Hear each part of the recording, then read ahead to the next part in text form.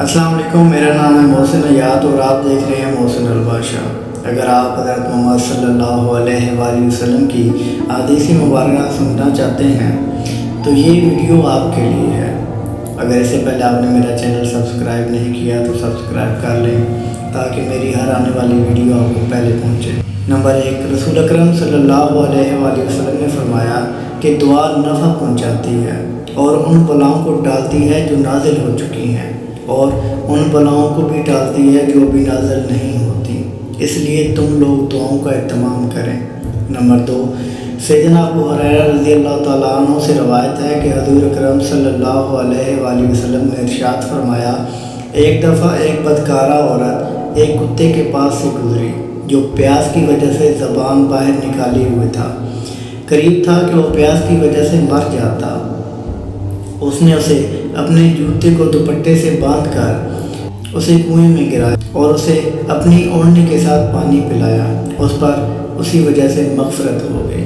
Number 3، فرمان مصطفیٰ صلی اللہ علیہ وآلہ وسلم ہے، مسلمان کو کوئی تکلیف، فکر، بیماری، ملال، اذیت اور کوئی غم پہنچتا ہے، یہاں تک کہ کوئی کانٹا بھی چبھے تو اللہ تعالیٰ اس کے سبب گناہوں کو مٹا دیتا ہے۔ نمبر 4، حدیث نبوی صلی اللہ علیہ وآلہ وسلم ہے، حضرت ابو موسیٰ اشعری رضی اللہ تعالیٰ عنہ اور نبی اکرم صلی اللہ علیہ وآلہ وسلم کا فرمان نقل کرتے ہیں، بے شک اللہ تعالیٰ رات کے وقت اپنے دست رحمت کو بڑھاتا ہے تاکہ دن کے وقت غلطی کرنے والا توبہ کر لے، اور دن کے وقت اپنے دست رحمت کو بڑھاتا ہے کہ رات کے وقت غلطی کرنے والا توبہ کر لے۔ یہ بات جان لے کہ یہ عورتیں اپنے شوہر کے ہاتھ خدا کی امانت ہیں، اس لیے مرد حق نہیں رکھتا کہ انہیں کوئی ضرر یا نقصان پہنچائے اور ان کے حقوق پامال کرے۔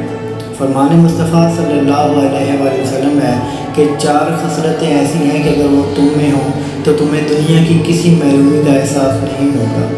نمبر 1، امانت کی حفاظت کرنا۔ نمبر 2، سچ بولنا۔ نمبر 3، حسن اخلاق، اور نمبر 4، حلال کمائی کھانا۔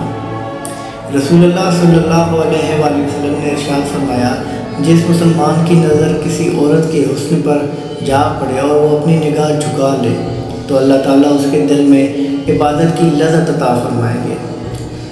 دعا کے بعد جلد بازی نہ کریں۔ رسول اکرم صلی اللہ علیہ وآلہ وسلم نے فرمایا، تم میں سے ہر ایک کی دعا قبول کی جاتی ہے جب تک وہ جلد بازی سے کام نہیں لیتا اور یہ کہنے نہیں لگتا کہ میں نے تو دعا مانگی لیکن میری دعا قبول نہیں ہوئی۔ رسول اکرم صلی اللہ علیہ وآلہ وسلم نے فرمایا، کوئی شخص تکلیف یا مصیبتوں سے گھبرا کر موت کی تمنا نہ کرے، اس لیے اگر نیک ہوگا تو اس کی نیکیوں میں اضافہ ہوگا اور اگر برا ہوگا تو ممکن ہے اسے توبہ کی توفیق مل جائے۔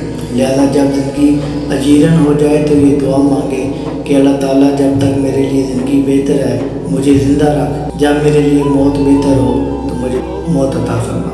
اپنا بہت سا خیال رکھیے گا، دعاؤں میں ضرور یاد رکھیے گا۔ سلام پہنچے۔